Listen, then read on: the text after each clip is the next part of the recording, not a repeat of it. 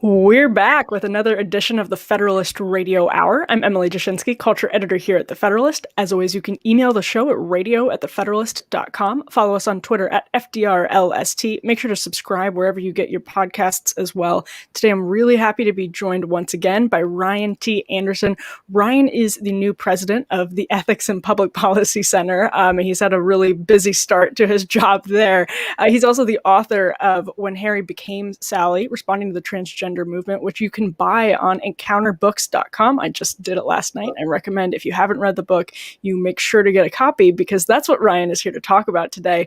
Amazon essentially deplatformed the book this week. Ryan, could you walk us through kind of exactly what happened?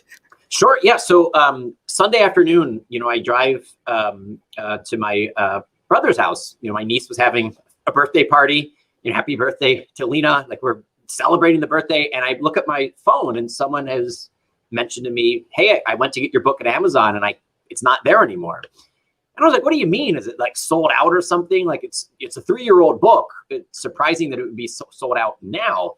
So I pull up the Amazon app and it's not there. Like, literally, like, just gone. You can't get the hardcover edition. You can't get the paperback edition. You can't get the Kindle. You can't get the Audible, the Audible edition. You can't even buy a used book. They won't even allow third-party sellers to sell it on their platform. It's as if it never existed. And then all of the links, you could go do a Google search for the book, and one of the first hits will be, www.amazon.com/when Harry became Sally. It's dead. And, you click on the link and it takes you to some dog that says, something went wrong. So, like, who knows why? Because, they didn't tell me or the publisher that, something 3 years later about the book had violated their policy. We reached out right away. My publisher tells me that late last night, they heard from Amazon saying that it violated their content policy, and that there's something about the book that is offensive. They haven't yet, and I don't know if they ever will. I hope they do. They haven't told us, what page was the offending content on, like, what is the offending sentence? It would be really helpful if they could actually say, like, this is the aspect of the book that violates our policy. Because otherwise there's just something a little bit like a black box here of, it's a couple hundred pages long. Tell me which part hurt your feelings. Like, help me know, where did the book hurt you, so we can, at least understand what's going on. Well, that's part of what's so baffling about this. Christina Hoff Sommers raised a really good point on Twitter, which was like, you can still buy Mein Kampf on Amazon. You can still buy Valerie Solanas' Scum Manifesto on Amazon. And actually, you can still buy Abigail Schreier's book on Amazon. So what is the difference? What is it specifically about your book that warrants removal when Mein Kampf is still allowed to be up on their website? I mean, that's a confusing thing. It'd be one thing if Amazon said, look, we have a religious liberty concern here. We don't sell books that violate our religious beliefs. But as far as I know, Amazon doesn't have a religious conviction on these things.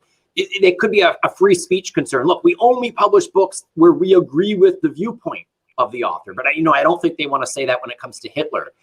Because we do have businesses that, we say, look, Jack Phillips has a religious conviction about marriage. It's a small business. He should be able to operate it according to his religious beliefs. Little Sisters of the Poor.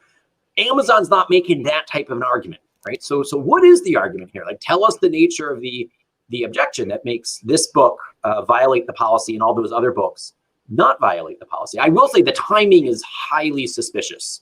And, maybe it's just a giant coincidence that, last week, we put out a press release at EPPC opposing the Becerra nomination because Becerra is like a radical abortion guy and he shouldn't be heading our Department of Health and Human Services. The next day, we put out a press release opposing the so-called Equality Act. Sunday night, my op-ed at the New York Post opposing the Equality Act goes live. Like, is the timing here that Amazon thought by like deplatforming one of the most vocal critics of the Equality Act, it would somehow like discredit my criticism? Because I mean, if so, it backfired, right? If anything, it took a 3-year-old book and it made it more relevant and more, talked about now than ever.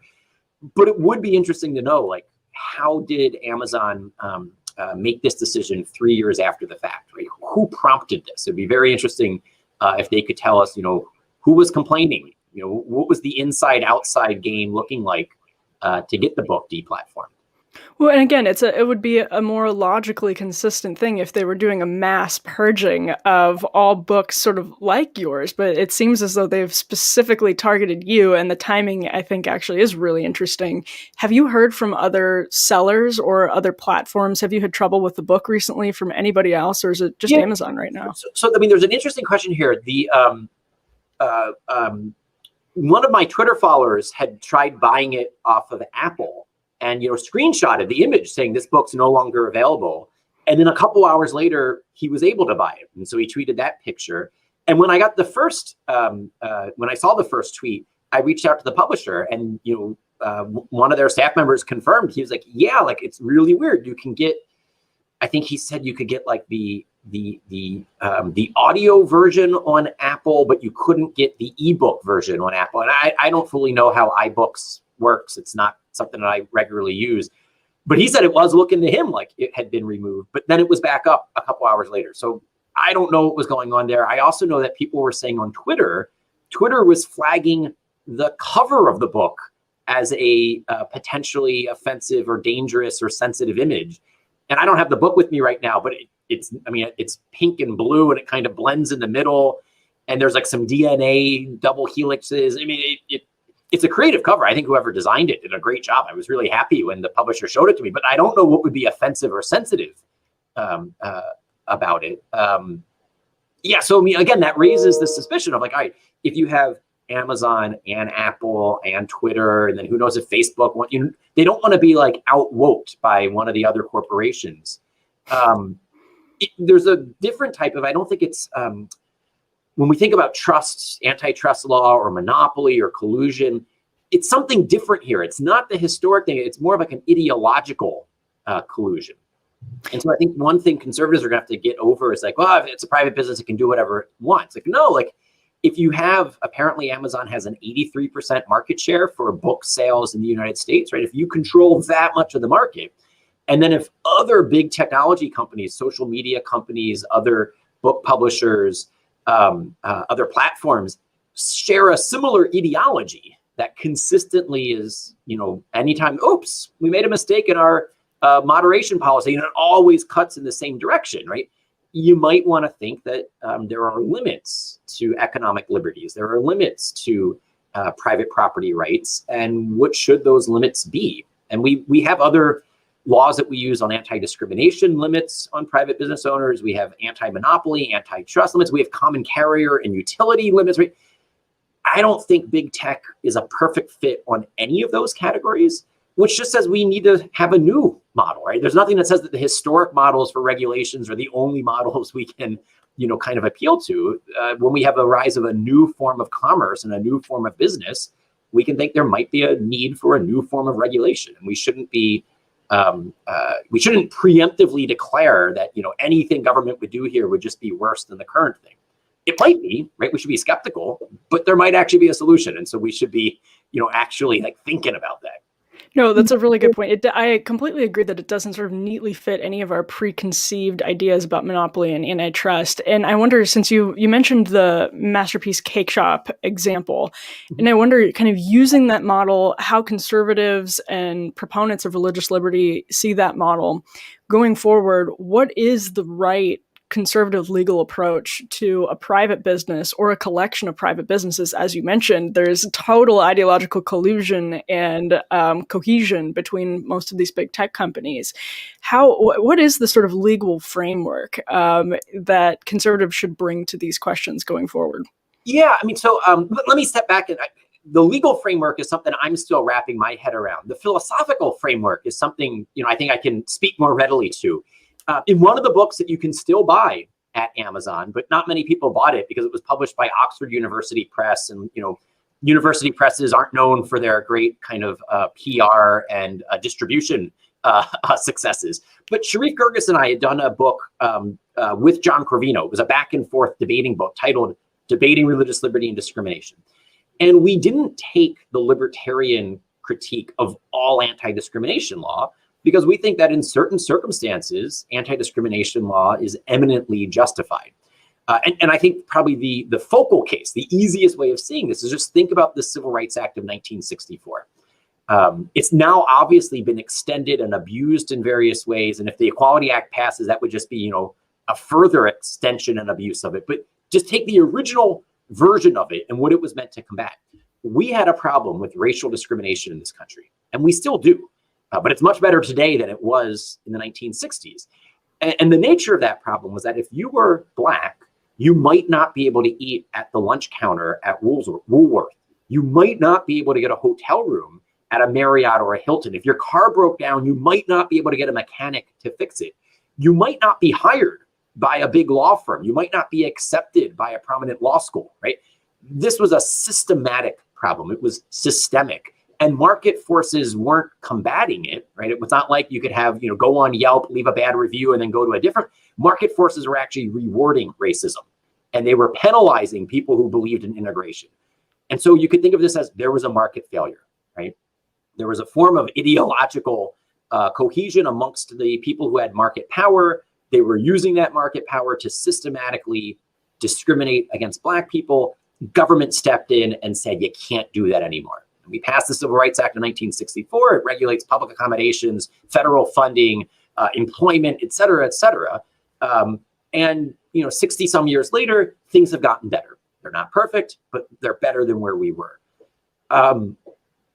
That shows that, when private forces, market forces aren't remedying a problem, they're actually making the problem worse. There can be a need for the government to say, look, private business owner, there are limits to your liberties. And you can't say, I don't serve Black people, or I don't hire Black people, or I don't accept Black people to my school. Okay, do I still have a minute, or do we need, I just want to say how that applies to like Jack Phillips, the baker.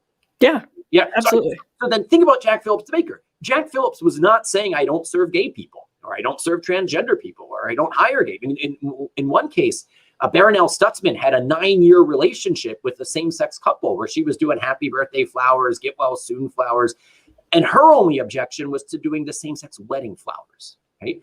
And there's a huge distinction between saying, I won't serve you because of the person you are, and saying, I can't celebrate that event because of the person I am, right? Both of these individuals are devout evangelicals. They believe marriage is the union of husband and wife, and so they can't use their God-given gifts and talents to help celebrate a wedding that they don't believe is actually a wedding, right?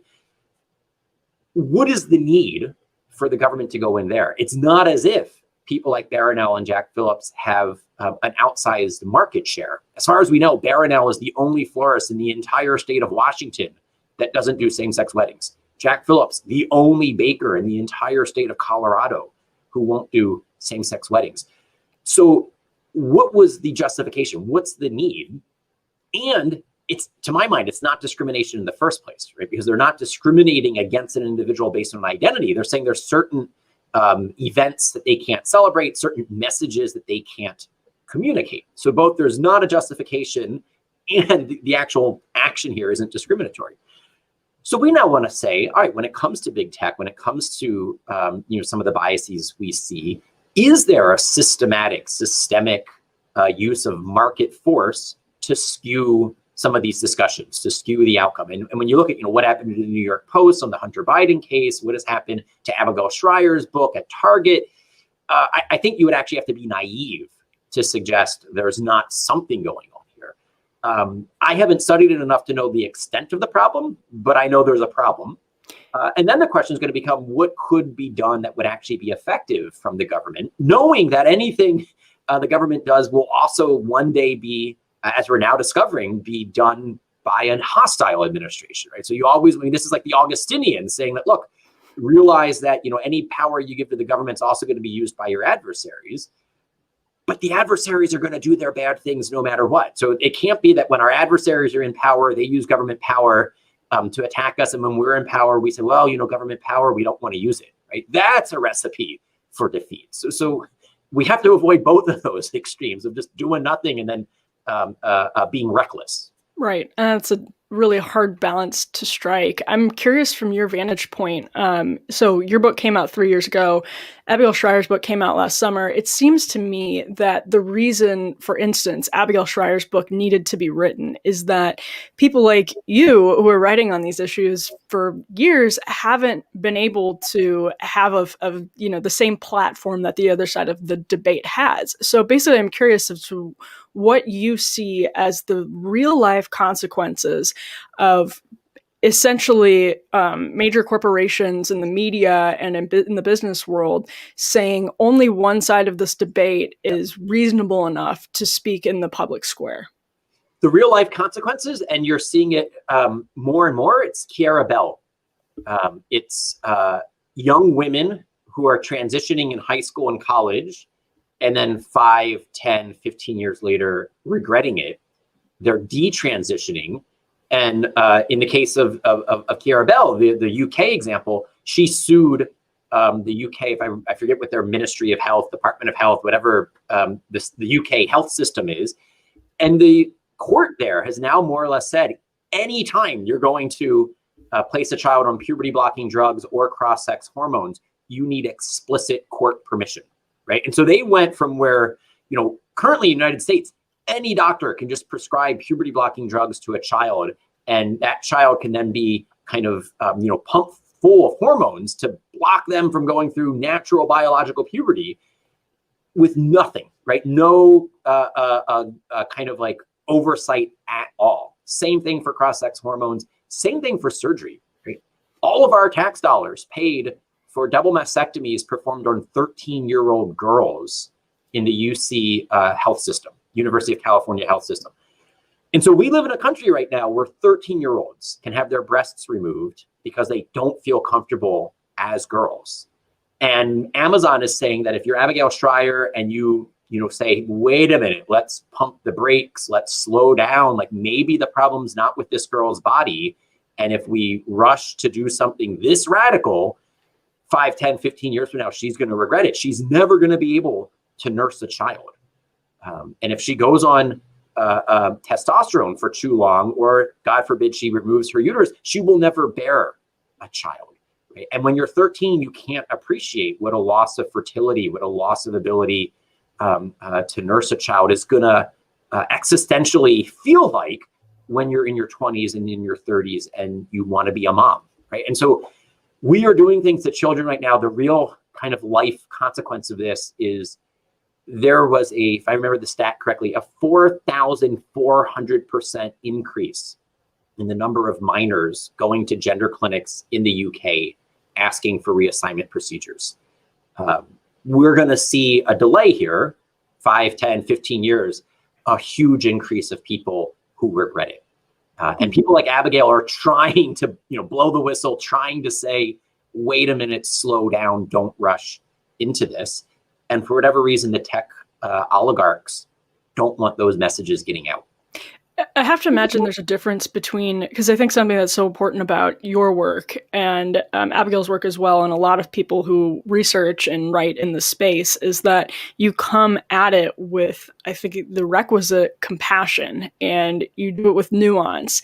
And that, I imagine, makes a big difference when you're sort of talking to people in person and in maybe smaller settings, but it makes literally no difference whatsoever to the tech companies. Like, as far as they're concerned, you are the same level of bigotry as Westboro Baptist Church. Isn't that how they see it? Unfortunately, I think that's increasingly the case. That, had I written a bomb-throwing red meat book, I probably would have made a lot more money. I would have sold a lot more copies, right? Instead, what both Abigail and I have done is, both of these books are coming from the perspective of what's in the best interest of people who are feeling discomfort with their bodies, right? This is not coming from a place of, I don't like gay people or I don't like trans people, let me write something attacking them, right? But as you say, look, that's what Zach Ford and all the people at Think Progress and the Center for American Progress want to say, regardless of how charitably we phrase it, how rigorously we argue it, how well documented our footnotes are.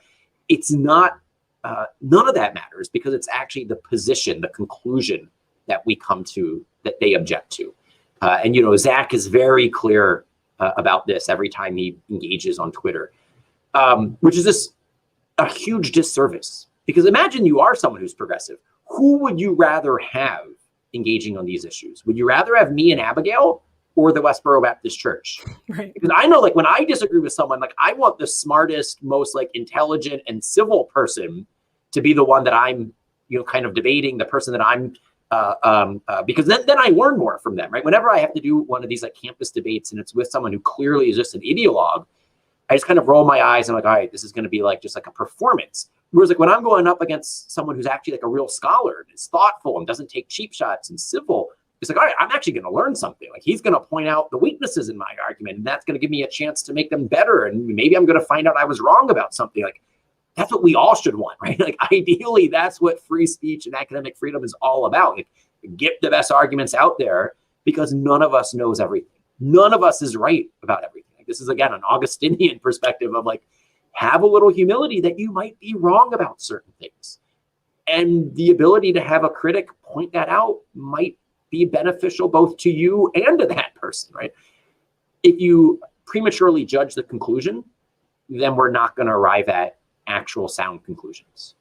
That's a huge problem in the sort of contemporary left, is that the cost of being wrong to them is literal violence against vulnerable people, against the trans community. I imagine that you field accusations of violent words all the time. Yes. And what's frustrating there is that, like, I know both in Abigail's case, in my case, and a number of other people's case, like, we've written these books to be as non-offensive as possible, right? We actually, like, we sweated the details of how can I phrase this in a way that will be least confrontational or offensive to people who would disagree with me. And what this shows is, look, again, it's like, if my book gets canceled, then they're just saying that there's nothing out there, right? And so we shouldn't kind of like fall for the trap of, well, had he only been more civil or more charitable or more this, that, and the other thing. No, I think the actual objection here is like the conclusion he is arguing for, the perspective that he is coming from is impermissible. Right? That's the bottom line takeaway.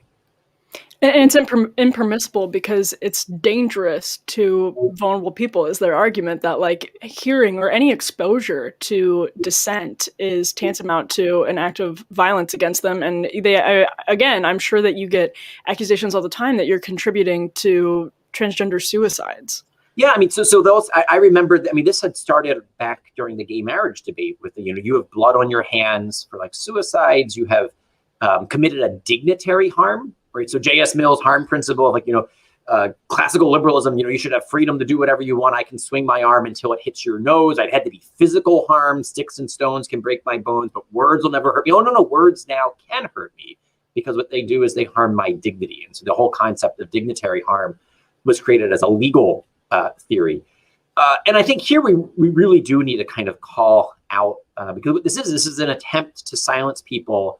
And I think it gets even more pronounced. It doesn't bother me all that much. I think the people I've spoken to where it's really pronounced are parents being told by their child's doctor, better to have a living son than a dead daughter, right? And so I've spoken with parents who said, look, we went along with what the expert doctor was saying, because the doctor told us unless we placed our daughter on testosterone, she was going to commit suicide. And that it would be better having a living, breathing son than a dead daughter. And that is such emotional manipulation, psychological blackmail, to tell parents that those are their only choices. And one, it's not true. Those aren't the only choices. And two, to try to phrase it that way and to present it that way, this is not informed consent, right? This is a form of emotional and psychological blackmail. And then in the kind of like scholarly sense, where they're going after people like me and Abigail, what they're doing is saying, we can't win on the merits of the debate, so we're going to sidestep the debate by saying your words are violence. Now, it's worth asking why there is a 41% greater likelihood of attempt of suicide for people who identify as transgender, even in countries that are the most LGBT friendly, right? Like Sweden, right? So even in countries that are the most socially progressive, we see the elevated attempts of suicide and the elevated deaths by suicide. And those figures are tragic. I mean, could you imagine a population where almost half has attempted suicide? Like that is outrageous. And then to blame it on, and especially in a country like Sweden, on like the very few kind of like socially conservative Swedes is just ludicrous. I mean, there might be a different underlying cause here, and hormones and surgery might not be the solution. In fact, it was about a year and a half ago, a major study came out. It was the largest data set ever looking at sex reassignment. And it found that sex reassignment surgery brought mild benefits after 49 procedures. It would take 49 procedures to get the benefit. And the media touted this as biggest study ever, shows benefits of sex reassignment surgeries.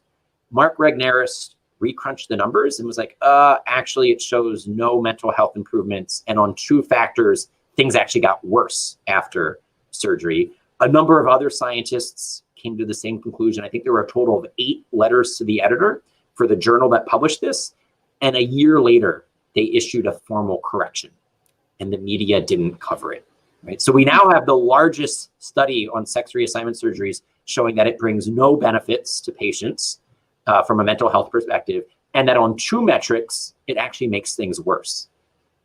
I don't think people who are suffering from gender dysphoria are being well served by the medical establishment right now.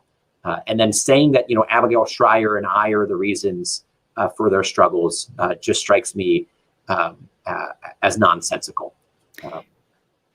Do you hear sort of privately from doctors and parents more than you did in the past? Is this something that's like there's an increasing frequency to the people who reach out to you with their personal experiences? Or do you think people are even more fearful of doing that? Like, I'm just curious, as somebody who works in this issue, what you're hearing from people who don't want to speak publicly but might reach out privately.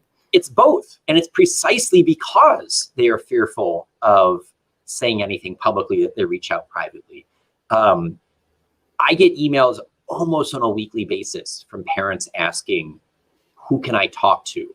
And, thank God for Zoom, because this now allows, if you don't live in a place where I know someone, I can at least connect you over the internet with someone. But there's a target on the back of good physicians who want to practice medicine well on these issues. And they know that. They know the reason why, I think it was now 2 or 3 years ago, a bunch of activists went after Johns Hopkins Hospital and Johns Hopkins Medical School because they won't deplatform Dr. Paul McHugh. And Dr. Paul McHugh is now in his 80s, right? He's the former psychiatrist in chief at Hopkins. He was the chair of the psychiatry department for like 20 some years. He has the title still today of Distinguished Professor of Psychiatry, and he still sees patients. And they were trying to get Hopkins to, get rid of him, and Hopkins refused. But what they did, and the reason they went after McHugh, wasn't really about him, because he's in his 80s. His career's at the end. They were going after all of his students and his grand students and all of today's students, right? It's a chilling effect that if they can go after someone as eminent as Dr. McHugh, right, a Harvard-trained psychiatrist, the former psychiatrist in chief at Hopkins, who also shut down the sex reassignment clinic at Hopkins back in the 70s, right? If they can go after him, they can go after me. And so what I hear from physicians is that, yes, what's going on right now is absolutely crazy. It's not evidence-based. But if I say a thing, I don't think my dean, my department chair, my provost will defend me when the mob comes for me. Right? And so again, the cancel culture can be really bad when it's actually now influencing the freedom that physicians think they have to speak the truth. There are notable exceptions, right? So there is, I forget the exact title. It's like the Society for Evidence-Based Medicine or something like that on gender issues. And the wonderful thing there is it's a bipartisan group. It's not just kind of conservatives. It's, conservatives and progressives, liberals, Republicans, Democrats. And it's not just religious people. It's secular, religion. I mean, it's a wonderful organization precisely because it's Big Tent like that. And some of the physicians say, look, transitioning is sometimes good medicine for adults when every other option has failed, but we don't think it's a good idea for children. So it's not even like an ideological litmus test on trans medicine as a whole, right? Where they see agreement is that we are rushing things on kids and we have to slow down. Right. Now, there's no question the Equality Act will make this worse. My question for you is, how much worse? I don't know how even, I mean, like the number, I don't even know if I can count that high. It would be like, infinity times worse, whatever it's like a asymptotic regression or whatever. I haven't taken algebra or calculus in a while. The point here is that what it would be saying is that as a medical provider, if you do not do what the ideologues call gender affirmation, right? What used to be called sex reassignment procedures, and now they're saying you're affirming the gender identity. If you don't engage in that medicine, you're discriminating based on the gender identity of the individual.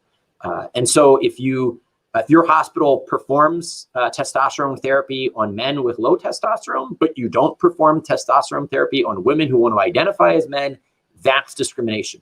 If your hospital or you as a surgeon, you have a health insurance plan, you perform mastectomies on women with breast cancer, but you won't perform mastectomies on teenage girls who want to identify as boys, that's discrimination, right? So it's taking a legitimate debate about medicine where there are, arguments on both sides, and it's saying one side of that debate is actually engaged in discrimination. One side is actually committing a civil rights violation.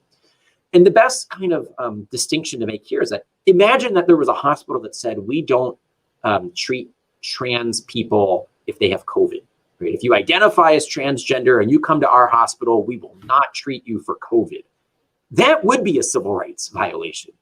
But for a hospital to say, look, we don't think it's good medicine to give a woman testosterone therapy. We don't think it's good medicine to place a child on puberty blocking drugs. That's not a civil rights violation. And so it's an abuse of this is what I meant earlier when I said, it's an abuse of our civil rights law where we add all these different protected classes and when we treat reasonable disagreements as if they're discriminatory. And we've done it on the gay marriage debate. We're now doing it on the transgender debate. And the Equality Act would just, asymptotically make this worse. Is there a Schlafly-esque path to defeating the Equality Act? Do you have optimism that it's something when Democrats are in control of the House, the Senate, and the presidency that actually can, people like Joe Manchin can be picked off? And yes. I mean, and you just mentioned the person that would be, one is that, all right, so the question is, do we keep the legislative filibuster?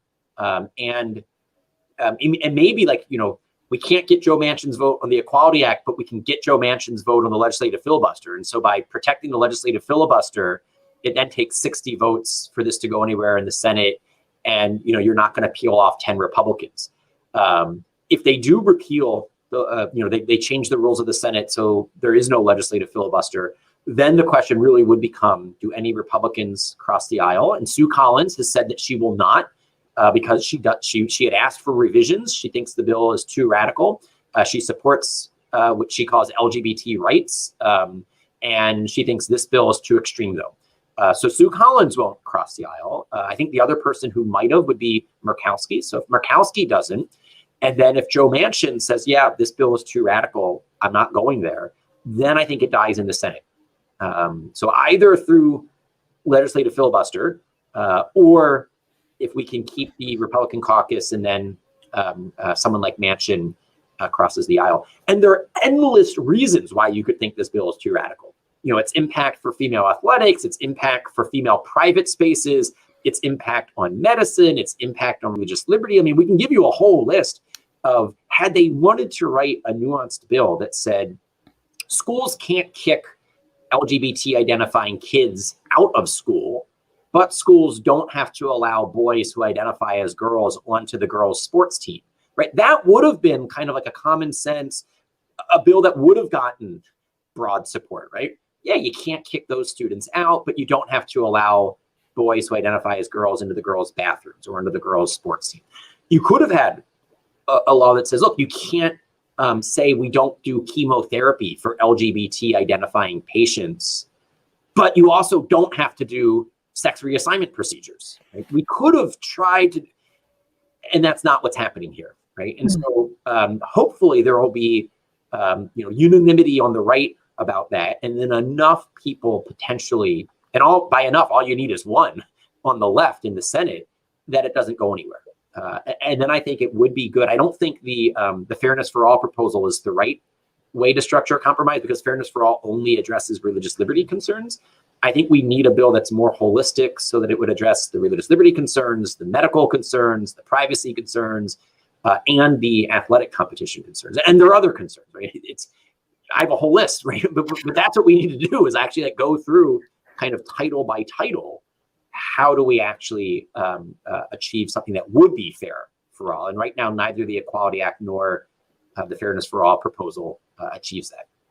You've mentioned the battle on marriage a couple of times, and that's a battle that you never shied away from and still don't. And I wonder if you see parallels between this sort of like cultural conversation we're having about transgenderism and the direction the cultural conversation about marriage ended up taking. Yeah. And this is all happening in the context of our sort of cultural norms shifting at an incredibly rapid pace. And so I was just curious if you do see parallels between those two conversations right now. Yeah, there are parallels and there are kind of discontinuities. So I'll say a little bit about both. I think the parallel here is that the conclusion of the gay marriage debate was, on the left, there are no reasons to oppose gay marriage except for bigotry. That was the conclusion. And then I think after they won with Anthony Kennedy's, it was like freshman level BS philosophy session in the dorm room of jurisprudence, right? After they won Obergefell, they pivoted from the LGB to the T part of the acronym. And we had no conversation about the T, right? It had always been a gay rights conversation, a gay marriage, marriage equality, all for 15 years, from 2000 until 2015. That was the big discussion. And then all of a sudden, they went on Obergefell in June of 2015, and May of 2016, the Obama administration issues all of its transgender edicts. And the assumption was that Hillary Clinton was going to win the November election, and then she would just ratify all of this during her term in office. Instead, Trump wins. He undoes all of it during his administration. Biden on day one issues an executive order to reinstate it. And now that Congress has lined up, they want to enshrine it in statute.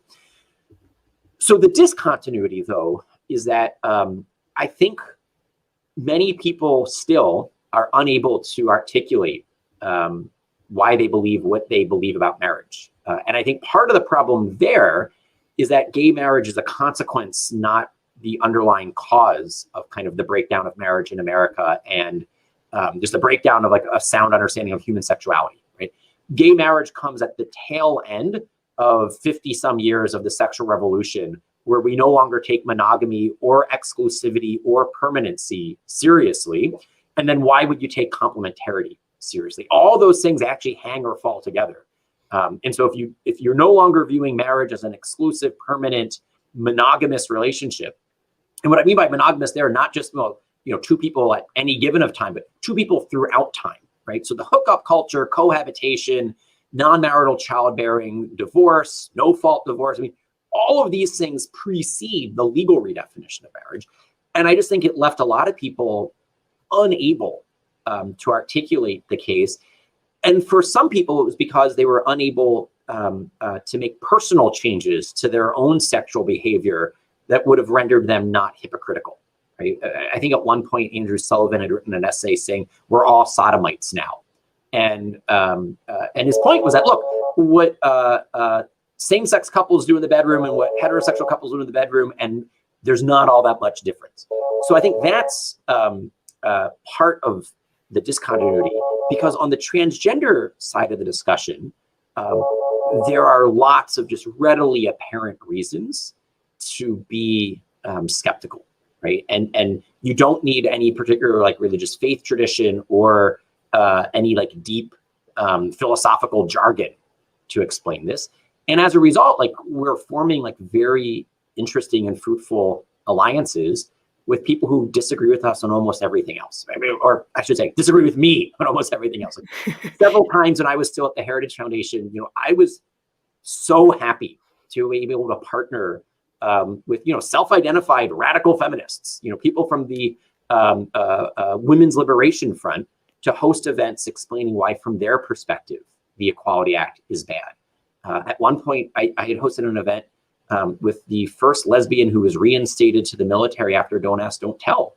And two things struck me about that. One was that several times the women said, thank you to the Heritage Foundation for doing for us what no organization on the left would do for us.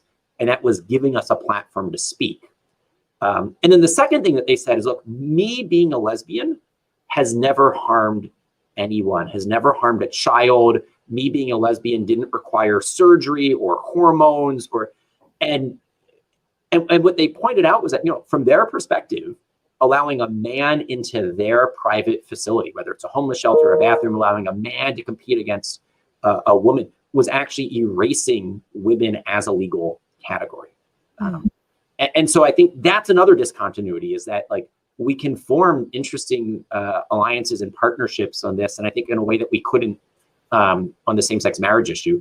And I think we should, right? I don't think we have to agree on everything to agree on some things. And where we do agree, we should be willing. I mean, and these women were willing to do it, right? They were willing to put us, they knew that I had written books about gay marriage and they knew we disagreed about it. And they were willing to set it aside. And so I think people on the right also need to be able to say, look, we disagree about that, but we can work on this. And I don't think the price of our working together needs to be, I hereby renounce all of my past views, because I don't, right? And I think that needs to be on both sides. Like, we have to be able to say we respect each other's different beliefs. For example, on abortion, they don't agree with me on abortion either, but we're willing to work together on some of the transgender issues. Right. And that comes down to what you were talking about earlier. It's just not seeing people who disagree with you necessarily as bigots. Yeah. It's important. I think that's going to be a crucial virtue for us to cultivate in a time when we're so polarized. Is the kind of like a kind of a good version of civility being as civitas, as kind of like civics, as what makes civil life as a civilian, as a citizen possible, right? That's the virtue we need to be cultivating right now. You've been listening to Ryan T. Anderson. He's the new president of the Ethics and Public Policy Center. He's also the author of When Harry Became Sally, Responding to the Transgender Movement. You can buy that book, not on Amazon, but you can buy it on Encounter Books website. You absolutely should. If you haven't read the book, I'm sure a lot of you have, but if you haven't, make sure you buy your copy and give it a read. Ryan, thank you so much for your time today. Yep, thank you. Happy to do it. I'm Emily Jashinsky, culture editor here at The Federalist. We'll be back soon with more. Until then, be lovers of freedom and anxious for the fray.